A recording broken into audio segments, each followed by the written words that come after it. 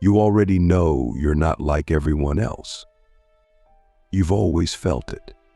You don't digest reality the same way. You walk into a room and feel every vibration like sonar.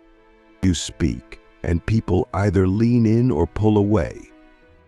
You don't just sense energy, you amplify it.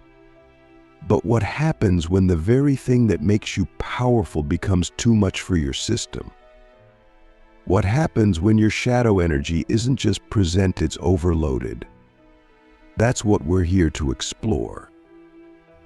And I need you to lock in for this entire journey, because what we're about to decode is rarely spoken, and when it is, it's either feared, misunderstood, or hidden behind cryptic spiritual language. But not here. Not in this transmission. Today we go all the way into what happens when your shadow energy reaches critical mass, and more importantly, what you must do about it before it consumes everything you've built, everyone you love, and even yourself. Click subscribe to this channel to get more profound spiritual lessons.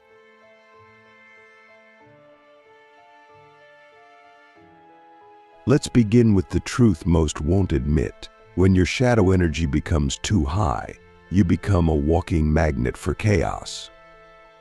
I'm not talking about minor inconveniences. I mean multi-dimensional breakdowns. People start projecting their darkness onto you. Technology glitches around you.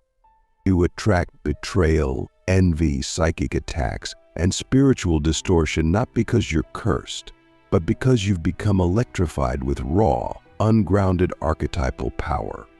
Shadow energy is not bad, but it's volatile. It's like nuclear fuel. It can power a city or destroy it. And if you're a dark chosen one, you have a unique nervous system that was designed to hold this current. But even you are not immune to system overload. And when it happens, your manifestations collapse. Your intuition gets foggy. Your emotions become unstable. You swing from inspiration to despair in minutes. Your dreams become intense, prophetic, or even terrifying. You isolate. You push people away. And worst of all, you start doubting your own power. And that's when it begins. The feedback loop. Because the more unstable you feel, the more shadow energy you unconsciously attract. The more you attract, the more unstable you feel. It becomes a spiral. And because you're still spiritually awake, you know what's happening. But here's the trap. Trying to fix shadow overload from the mind only makes it worse. You end up trying to control it, suppress it, or positive think your way out of it. And that's like trying to put a wildfire out with a birthday candle. It doesn't work. Because shadow energy isn't something you solve. It's something you integrate. It's not asking to be caged, it's asking to be channeled with precision. So let's break this down. What exactly is shadow energy when it reaches extreme levels? It's the accumulation of unprocessed, unexpressed, or unintegrated archetypal force. It's the combination of your own pain, ancestral memory, collective trauma, and cosmic karma all vibrating in your field at once. And when your frequency gets high enough, that energy doesn't just stay dormant. It activates, it amplifies, and without a proper outlet, without a container, it starts to possess your perception. You start seeing through a distorted lens. You misread people's intentions. You start thinking you're under attack, when really your field is just too loud for your body to manage. And the longer you stay in that state, the more you begin to attract people who match your unbalanced frequency mirrors, who reinforce your instability. Now, here's the spiritual irony. The more powerful you become, the more dangerous your shadow energy becomes to yourself. Why? Because the universe begins to magnify your lessons. At low levels of awakening, your unintegrated shadow might cause minor setbacks. But at high levels, it becomes quantum. A single unconscious thought can ripple through multiple timelines. A single energetic misalignment can collapse entire manifestations. So if you're wondering why things seem to fall apart just when they're about to succeed, this is why. Your system is rejecting the external success because the internal structure is chaotic. Manifestation becomes self-sabotage. Intuition becomes paranoia. Power becomes pressure. And that's not because you failed, it's because you're ready to evolve. So what do we do when our shadow energy is too high? The first step is radical energetic grounding. I'm not talking about going outside and touching grass. I'm talking about anchoring your spiritual voltage into your physical body. You must become a conductor, not a resistor. That means movement, breath, cold water, stillness. You must train your nervous system to hold more energy without fracturing. Think of it like upgrading your spiritual hardware to match your cosmic software. The second step is non-judgmental expression. When your shadow energy builds up, it doesn't need to be healed, it needs to be heard. You need to scream, cry, write uncensored, dance violently. Channel it into art, poetry, music, sculpting, building, even destruction. You must move the current, or it will move through you in ways you can't predict. And the third step is precision transmutation. This is where the masters separate from the seekers. You must take the raw heat of your shadow and reforge it into purpose. That rage? It's clarity in disguise. That grief? It's depth. That jealousy? It's your soul pointing to dormant gifts. You cannot bypass this. You must mine the shadow for gold. And when you do, something incredible happens. The chaos begins to organize. The pain becomes pattern. The storm becomes structure, and your whole field recalibrates. You no longer feel heavy, you feel dense with power. Not draining, not leaking, just anchored, present, lethal in your clarity. That's when you stop being a victim of your shadow and start becoming its commander. Let me ask you something brutally honest. Are you actually afraid of your shadow being too strong, or are you afraid of what could happen if you mastered it? Because here's the truth. Mastering high shadow energy doesn't make you safe. It makes you disruptive. It makes you a portal of transformation. People will either be drawn to you obsessively or repelled violently. You'll walk into rooms and shift the frequency without saying a word. You'll trigger others just by existing. But you won't care. Why? Because your presence is no longer about being liked. It's about being true. And truth is magnetic. Truth is terrifying. Truth is sovereign. In the next part, we're going to push through the final wall. We'll explore the exact moment when shadow energy crosses the threshold into spiritual combustion. We're going to explore how to weaponize it for divine creation, how to prevent karmic backlash, and how dark chosen ones can become unstoppable without becoming unstable.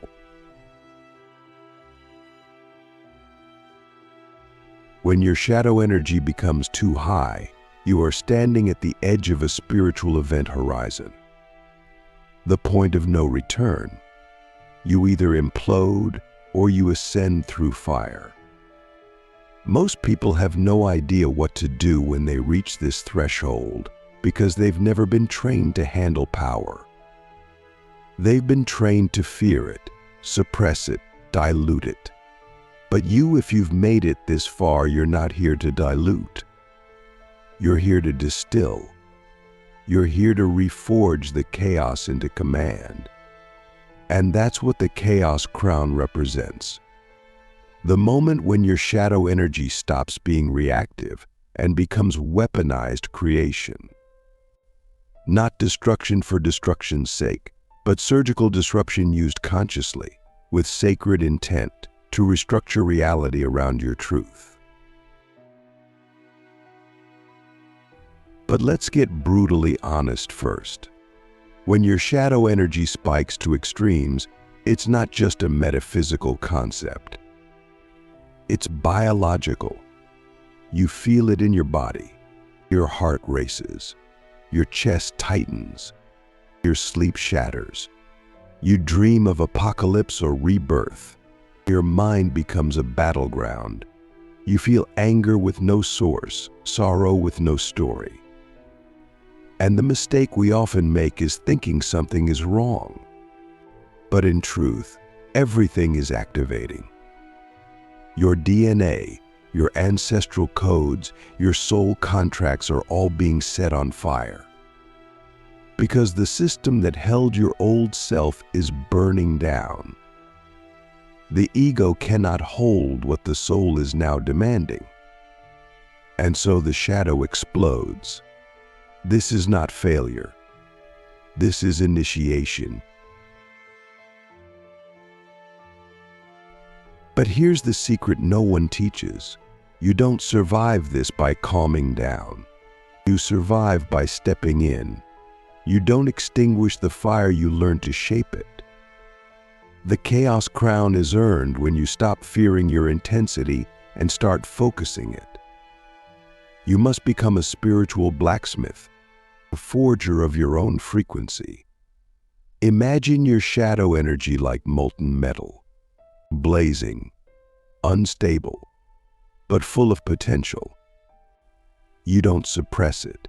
You hammer it into weapons, into art, into action, into strategy. You don't just heal, you build. And every time you do, you gain another piece of the crown. Not a crown made of gold, but of earned authority. So how do we weaponize overloaded shadow energy without destroying ourselves? Step 1. Energetic structure. You must build a container that can hold your expanded force.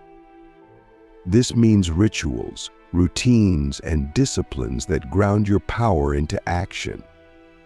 You cannot afford to be passive. You must create ritual architecture, daily energy clears, breathwork, shadow sits, fasting, silence, movement that activates your root and sacral. Structure doesn't limit your power, it channels it. Imagine a river with no banks, it floods. But a river with walls erodes stone. That's what we're doing, containing your chaos to become precision. Step 2. Identity collapse. When your shadow energy becomes too high, your old identity will not survive. Stop trying to hold on to it. Let it die. You must surrender the version of you that needed to be liked, validated, or understood. That version cannot wield this level of power. You must become uncompromisingly real. No more spiritual performance. No more playing small to make others comfortable. You are not here to fit in. You are here to rewrite the frequency of the room. And yes, it will cost you. People will leave. You will outgrow circles, ideologies, even mentors. But what you gain is sacred, energetic congruence. You stop leaking power through masks. You become fully integrated.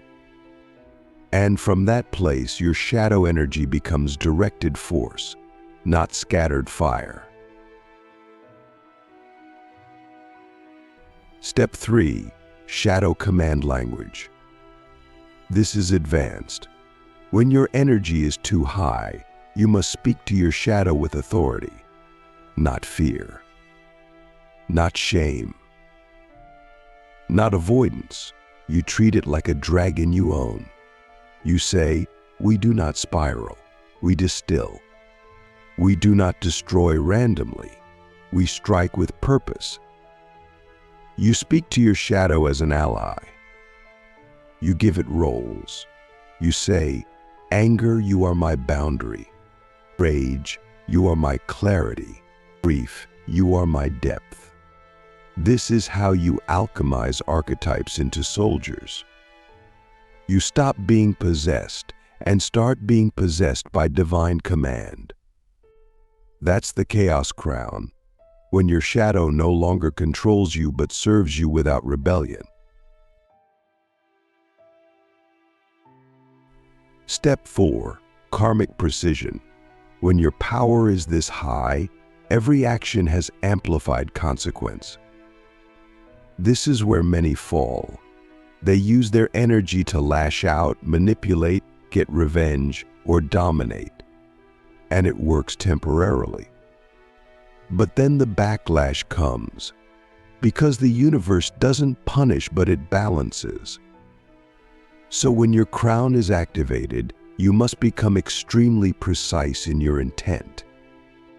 You must ask, is this action rooted in expansion or contraction? Is it karmically clean or entangled? When you move from ego, the chaos will collapse you. But when you move from soul, the chaos will crown you. That's the difference between the fallen and the forged. Let me ask you something terrifying and true.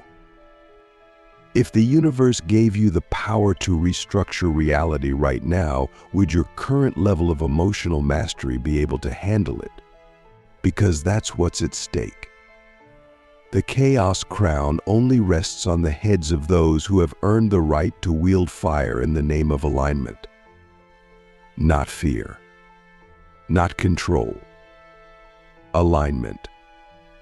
That's why so many chosen ones break right before their breakthrough. Their power spikes, their shadow surges, and they don't know what to do. So they sabotage, they isolate, they implode. But not you. You're not here to collapse.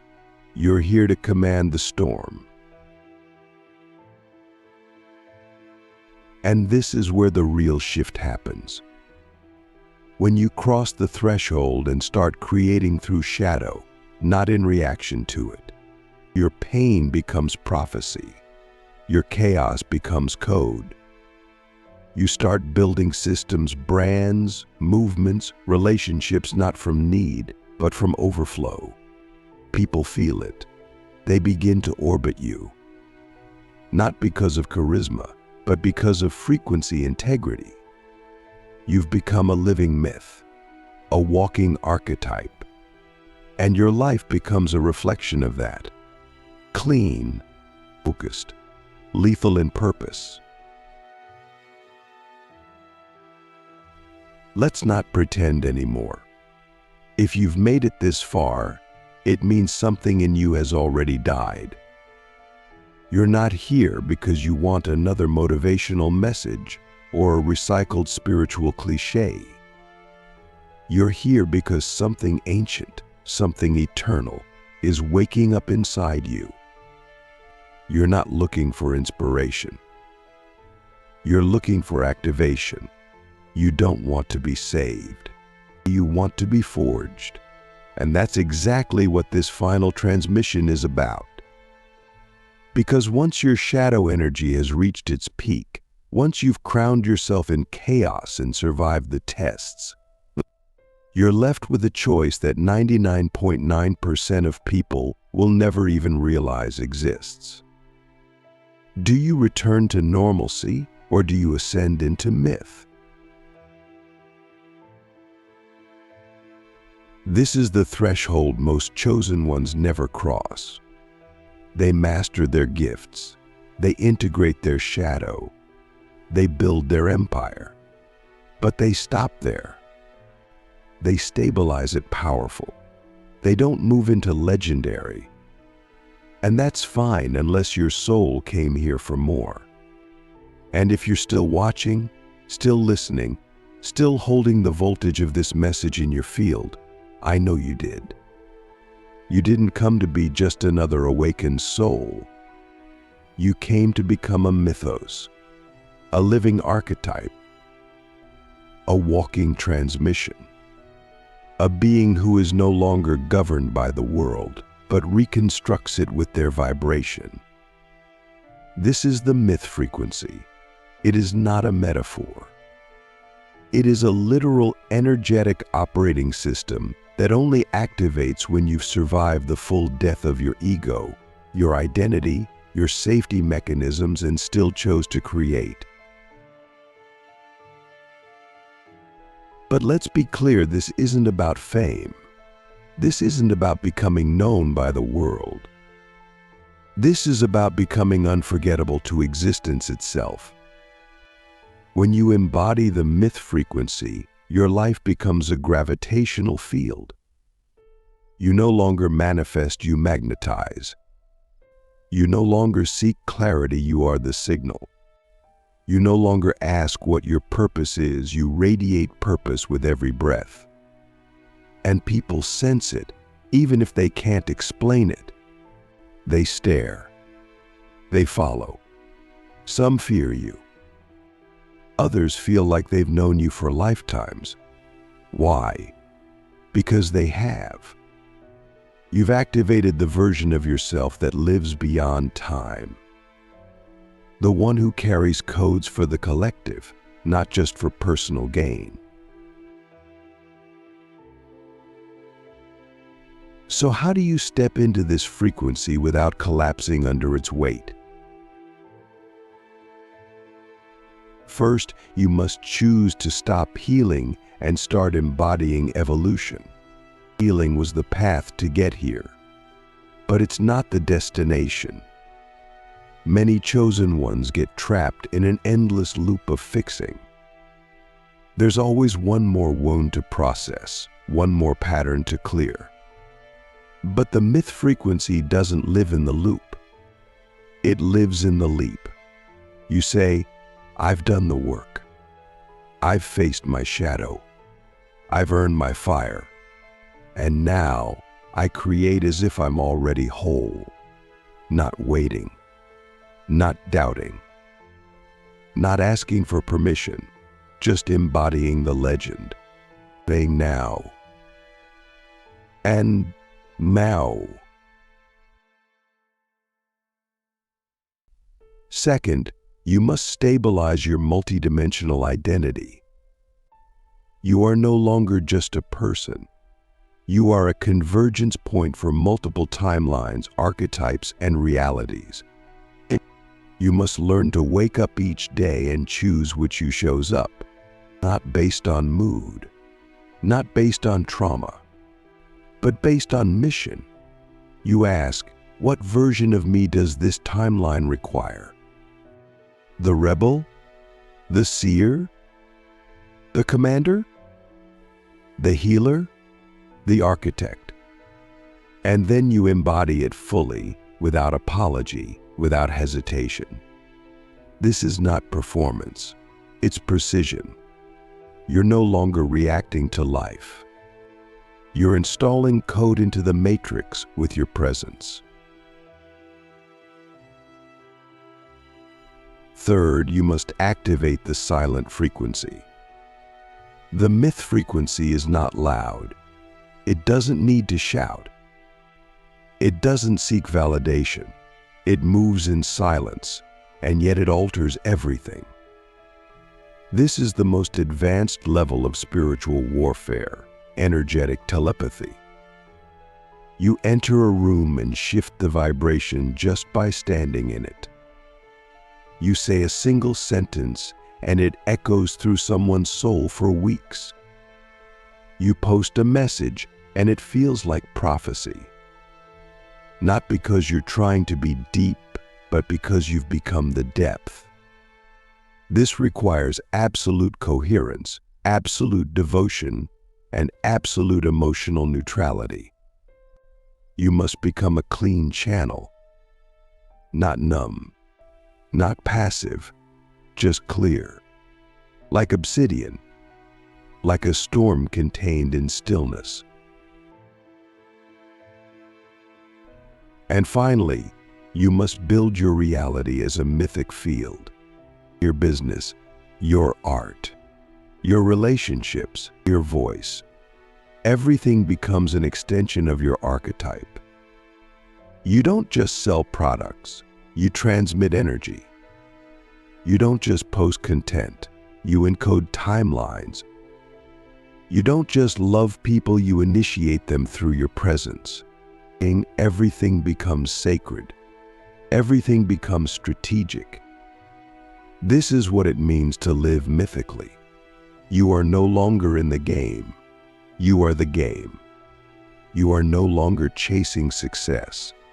You radiate inevitability. And that's why you'll be misunderstood. That's why some people will project, attack, or disappear. Because they feel your frequency and they know you're not one of them anymore. You've ascended the script. But here's the final test one. Only the true dark chosen ones will pass. Can you hold this level of power without needing to prove it?